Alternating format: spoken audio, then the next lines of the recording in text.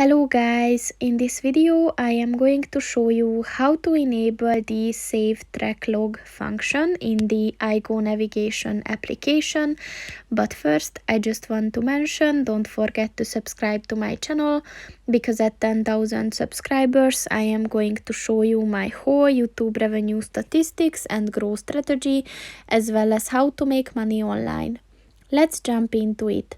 First of all, open the application on your phone and then click on the three lines at the bottom of the page on the right, and then scroll down and click on the settings button, and then click on the trip monitor button, and within this section look for the Save Track Log button.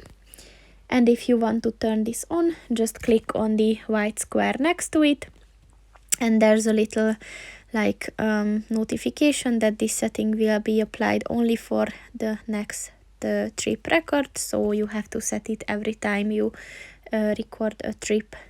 So that's pretty much it for this video, guys. See you in the next one. Goodbye.